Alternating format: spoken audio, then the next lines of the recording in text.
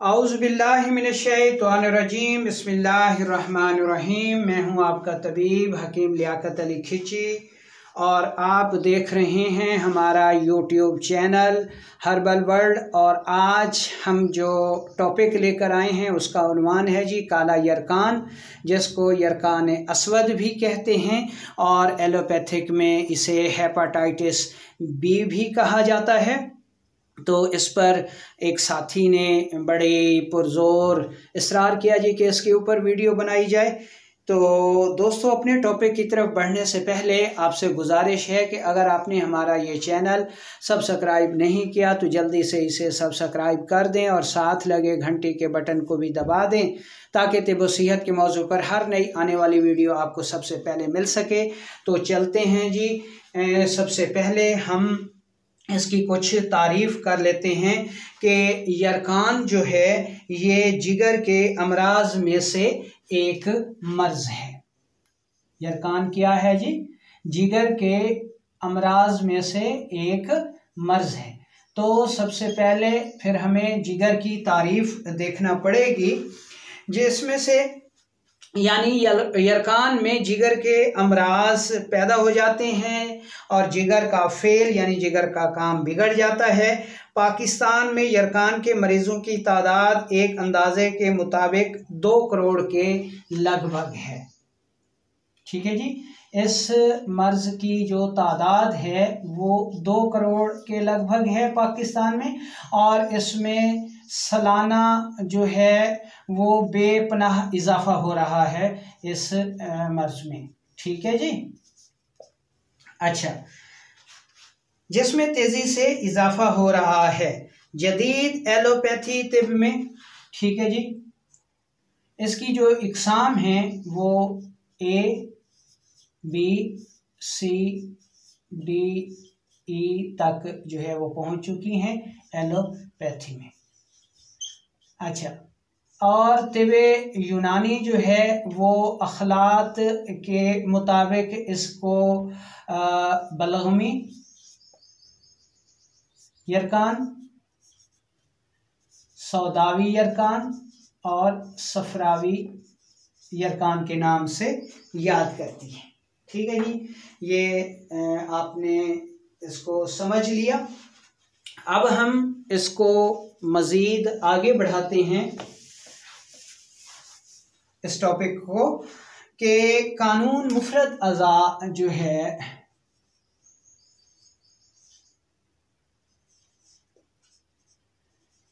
कानून मुफरद अज़ा सिर्फ ये कहता है कि यरकान से मुराद जिगर की सोजिश है, और सोजिश सिर्फ जिगर या किसी भी उज़्व की ज़ाती तहरीक में होती है। तो कानून मुफरद अज़ा ये कहता है कि जिगर की जो हकीकी सूरत है वो सिर्फ गुदी उज़लाती तहरीक में होती है, और बाकी जो इसकी 2 इकसाम हैं वो इसकी अलामात हैं, इसका ज़ाती मर्ज़ नहीं है। तो अब हम सादा अल्फाज में यरकान की तारीफ़ इस तरह कर सकते हैं कि किसी भी खिल्त का जिस्म इज्तमा करके जिस्म को अपने हम रंग कर देना यरकान कहलाता है। अब अखलात कितनी हैं जी? अखलात जो हैं वो 3 हैं और इनके जो मजमुआ है उसका नाम खून है। खून को सियाल होने की वजह से, बहने की वजह से खिल्त माना जाता है, वरना ये बतौर खिल्त किसी एक उज़्व की खुराक नहीं बनता।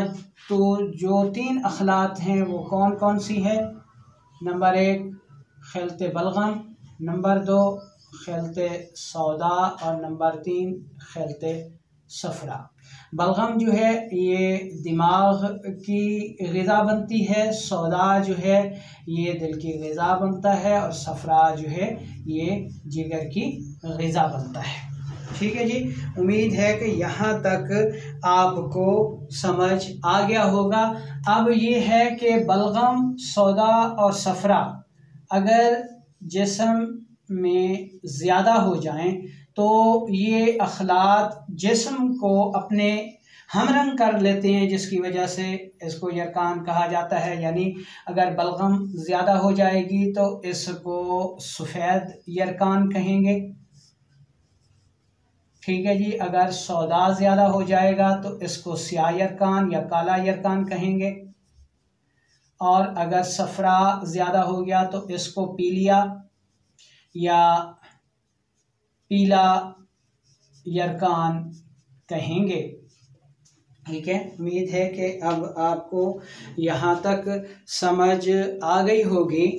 तो हम अपने टॉपिक को मज़ीद आगे बढ़ाते हैं। अब हमें जिगर को सबसे पहले समझना बहुत ज़रूरी है। जब तक हम जिगर को नहीं समझेंगे उस वक्त तक हम ना तो काले यरकान ना ही किसी और मर्ज़ की माहियत को समझ लेंगे। जिगर के ज़िम्मे दो अहम काम हैं। नंबर एक, ग़िज़ा को हज़म करना और हर उज़्व की खुराक तैयार करना, ठीक है। और नंबर दो पर इसका काम है जी फासिद मादू का खारिज करना। तो गोया अब हमें ये मालूम हो गया कि जिगर के दो काम हैं। नंबर एक, आई हुई ग़िज़ा को हज़म करना और हर उज़्व की खुराक को तैयार करके उसे मुहैया करना, और फिर हाज़मे के अमल के बाद बनने वाले फासिद मादू को खारिज करना भी जिगर के अफ़ाल में शामिल है। इसको हम थोड़ा सा मज़ीद जो है वो डिस्कस कर लेते हैं कि जिगर को आसाब और उज़लात के दरमियान रखा गया है। इसको हम कह देते हैं आसाब, ठीक है जी। ये आसाब हो गए। इसके जो दरमियान है ये गुदद, जिगर, ठीक है, और ये जो हो गए ये उज़लात हो गए, ठीक है जी। ये उज़लात हो गए, ये असाब हो गए, और इनके दरमियान जिगर है। जिगर का काम असाब को भी खुराक फराहम करना है, उज़लात को भी खुराक फराहम करना है और ख़ुद भी खुराक हासिल करना है। तो जब ये गुदद असाब को ग़िज़ा खिलते बलगम फराहम करेंगे तो उस वक्त जिगर गुदद नाकला से काम लेगा, ठीक है। और जब जिगर उज़लात को खुराक फराहम करेगा तो उज़लात की जो खुराक है उसको खिलते सौदा कहते हैं। उस वक्त जिगर अपने गुदद जाज़बा से काम लेगा, और जब जिगर खुद खुराक लेगा तो पूरा जिगर ही इसमें मुतहरिक होगा और ये अपनी खुराक खिलते सफ़रा लेगा, ठीक है जी। अब हम आगे चलते हैं और ये देखते हैं कि खराबी जो है वो कहाँ पर वाक़ई होती है। यरकान अस्वद यानी काला यरकान जो है ये उज़लाती आसाबी तहरीक में होता है, ठीक है जी। उज़लाती असाबी तहरीक में होता है और इसमें सौदा जो है वो ज़्यादा बनता है जिगर, और जिगर के जो गुदद जाज़बा हैं ये इसको खिलते सौदा को ज़्यादा बनाते हैं। खिलते सौदा जो है वो स्याही माइल है, ठीक है। तो यरकान अस्वद यानी काले यरकान चूँकि उज़लाती असाबी तहरीक मुसलसल कायम रहने की वजह से होता है। इस तहरीक में तहरीक जो उज़लात में होती है, तहलील असाब में होती है, और तस्कीन जो है वो जिगर और गुदद में होती है, जिसकी वजह से ये उज़लात की चूँकि कीमियाई तहरीक है। और इसका ख़ासा ये है कि इसमें बदन के जो गुदद जाज़बा हैं ये बदन के रद्दी फुजलात यानी सौदावी तेजाबियत कार्बन अपने अंदर ही नहीं बल्कि खून में भी जमा करना शुरू कर देते हैं। खून में खलल और बिगाड़ वाक़ई हो जाता है, नतीजतन खून गाढ़ा हो जाता है। जिगर में तस्कीन की वजह से तबाही हरारत की कमी हो जाती है। अब हमें समझ आ गई कि जब हम उज़लाती ग़िज़ाएँ ज़्यादा खाएंगे, तुर्श तेज़ाबी ग़िज़ाएँ ज़्यादा खाएंगे तो उससे खिलते सौदा जो है वो ज़्यादा तैयार होगी। अब खिलते सौदा ज़्यादा तैयार होगी, लेकिन ये जो उज़लात हैं ये अपनी ज़रूरत की ही ग़िज़ा को जज़ब करेंगे और ये जो बाकी खिलते सौदा है ये जिस्म में स्टोर होना शुरू हो जाएगी। और जब स्टोर होना शुरू हो जाएगी तो एक तो ये जिगर और गुदद में तस्कीन पैदा कर देगी, जिससे जिगर फूलना शुरू हो जाएगा, इसके अफ़ाल बिगड़ जाएंगे और ये जो खिलते सौदा ज़्यादा इजाफी रुकना शुरू हो जाएगी, इसमें ताफुन पैदा होना शुरू हो जाएगा, जिस्म का रंग स्याही माइल हो जाएगा और यरकान स्याह जिसको जो है हेपेटाइटिस बी भी कहा जाता है वो लाहक हो जाएगा। तो अब हम इसकी अलामात देख लेते हैं कि किन अलामात की बुनियाद पर हमें ये पता चलेगा कि काला यरकान या यरकान असवद जो है वो हो चुका है। तो अब हम इसकी अलामात को पढ़ लेते हैं। दोस्तों, जिसमें जो मादे ज़्यादा हो जाते हैं, गलीज़ हो जाते हैं, चर्बी निशास्तदार ग़िज़ाओं के हज़म व जज़ब में भी सफ़रा जो है वो अहम किरदार अदा करता है।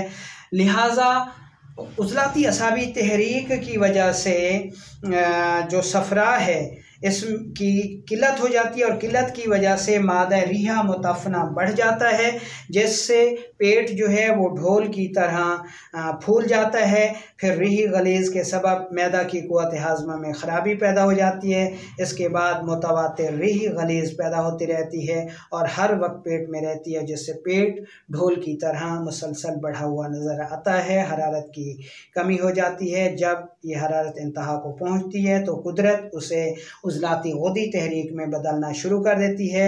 हरारत की कमी का एहसास क़ुव्वत मुदब्बराए बदन करता है तो हरारत की कमी से इंसानी ज़िंदगी तलफ़ ना हो पाए, जिसके नतीजे में कुदरत क़ल्ब उज़लात के फ़ेल में तेज़ी पैदा कर देती है, यानी उज़लाती ग़ुदी में तब्दील कर देती है और ग़ुदूद जाज़बा पहले की निस्बत रद्दी फुज़लात से अपने हुजूम में बढ़ने लगते हैं।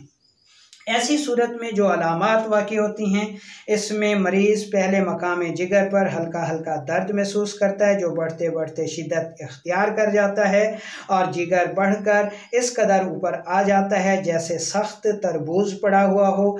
ऐसी हालत में मरीज़ को चलने फिरने और हरकत करने में दर्द का इजाफ़ा होता है और मरीज़ सिर्फ एक ही करवट सो सकता है।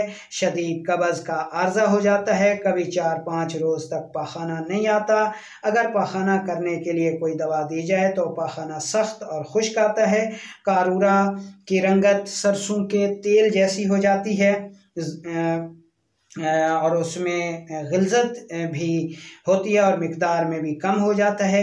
इन हालात में मरीज़ को 102 से 103 दर्जे तक बुखार भी हो जाता है। नब्ज़ शदीद उज़लाती ग़ुदी यानी मुशर्रफ़ होती है, जो 3 उंगलियों के नीचे सख्त तनी हुई महसूस होती है। शदीद सूरतों में ये नब्ज़ 4 उंगलियों से भी क्रॉस करती हुई दिखाई देती है। बदन का रंग जो है वो मुतग़य्यर होकर स्याही माइल हो जाता है, जिसकी वजह से इसको यरकान असवद कहते हैं और इसको यरकान सिंधी भी कहते हैं, क्योंकि सिंध के इलाके की एक मखसूस इलाका है जिसके लोग जो है वो बिल्कुल स्याही माइल होते हैं। तो ये इसकी माहियत थी। इसकी मज़ीद अहम अलामात में जनाब गैस, कब्ज़, जिगर फूला हुआ सख्त तरबूज जैसा, ठीक है, और इसके अलावा पेशाब जो है वो मिक़दार में कम और सुर्खी माइल आता है। बवासीर भी बाज़ मरीज़ों को हो जाती है। ठीक है। अगर ख़वातीन हैं तो उनके चेहरे पर बाल आना शुरू हो जाते हैं और जोड़ पथरा जाते हैं, दिल की ब्लॉकेज हो सकती है, हाथ पांव सुन्न हो जाते हैं, खून स्याही माइल और गाढ़ा हो जाता है और ऐसी सूरत में मरीज़ के जो तल्फ होने का ख़तरा जो है वो बढ़ जाता है। तो ऐसी सूरत में अब करना क्या चाहिए, यानी कौन सी ऐसी जो है वो हमें सूरत हाल देखना पड़ेगी जिसकी वजह से हम इस मर्ज़ से बच सकते हैं, क्या इलाज होना चाहिए। दोस्तों, ऐसी सूरत में बेहतर तो ये है कि आप अपने मुआलिज को जो है वो मौका दें ताकि वो आपका इलाज कर सके। बहरहाल जो घर पर इलाज है वो हम बता देते हैं। मुआलजीन को ये चाहिए कि उज़लाती असाबी तहरीक को उज़लाती गुद्दी में बदल दें। उज़लाती गुद्दी दो काम करती है, मुताफ़न सौदा को ख़ारिज करती है और साले सौदा को पैदा करती है, यानी उज़लाती आसाबी। ठीक है, ये मर्ज़ है और इसका इलाज उज़लाती गुद्दी है। ठीक है, ये इसका इलाज है और ये जो उज़लाती गुद्दी दवा है ये दो काम करती है। नंबर एक, मुताफ़न सौदा अखराज पाता है और दूसरा इसका जो फ़ेल है वो साले सफ़रा पैदा होता है। ठीक है, अखलात में तनासुब होते ही यानी मुताफ़न सौदा जो ज़्यादा था वो ख़ारिज हो जाएगा और साले सफ़रा जो कम था वो ज़्यादा पैदा होकर जब लेवल इक्वल हो जाएगा तो सेहत हो जाएगी। ये मुआलजीन असूल इलाज अपनाएं। अवामुन्नास को क्या करना होगा? अवामुन्नास सबसे पहले तो तुर्श तेज़ाबी और खट्टी चीज़ें जैसे दही हो गई, लस्सी हो गई, मछली हो गई, बड़ा गोश्त हो गया, फास्ट फूड हो गए, फालसा आलू बुखारा, आलू मटर, ये चीज़ें बंद कर दें और उसकी जगह फ़ैट्स और कार्बोहाइड्रेट्स का इस्तेमाल करें, यानी गुद्दी और आसाबी ग़िज़ाएँ इस्तेमाल करें। इसमें हम आपको बता रहे हैं कि अगर मरीज़ को कब्ज़ हो तो इस सूरत में आपने क्या इलाज करना है। उसमें आपने ये इलाज तरतीब देना है: तेज़पात, सनामक्खी और सुंठ। ठीक है, ये बराबर वज़न पाउडर कर लें और 1/4 चम्मच चाय वाली सुबह दोपहर शाम इस्तेमाल करें। ठीक है, अगर कब्ज़ ना हो, ठीक है, तो ऐसी सूरत में अजवाइन, देसी, राई और तेज़पात, अगर कब्ज़ ना हो तो अजवाइन, देसी, राई, तेज़पात बराबर वज़न और 1/2 चम्मच चाय वाली दिन में 3 मरतबा इस्तेमाल करें तो इंशाल्लाह बहुत ज़्यादा फ़ायदा होगा। हम अपने दवाखाने में काले यरकान के लिए जो है वो मुकम्मल कोर्स जो है वो कराते हैं, जो कि 3 माह पर मुश्तमिल होता है और इसमें यरकान अस्वद यानी काला यरकान दूर हो जाता है। इसमें जो सबसे बेहतरीन कहवा है वो तेज़पात, पुदीना और अदरक का है। ये कहवा तेज़पात के 5 पत्ते, पुदीना 1 चम्मच और अदरक 1 ग्राम, पानी 1 कप, इसमें कहवा बनाएं, सुबह दोपहर शाम इस्तेमाल करें। इंशाअल्लाह ये मर्ज़ जो है वो बेहतर होना शुरू हो जाएगा। लेकिन अगर मर्ज़ में शिद्दत है तो फिर आप ख़ुद कभी भी अपना इलाज ना करें, वरना फ़ायदे की बजाय नुकसान होगा।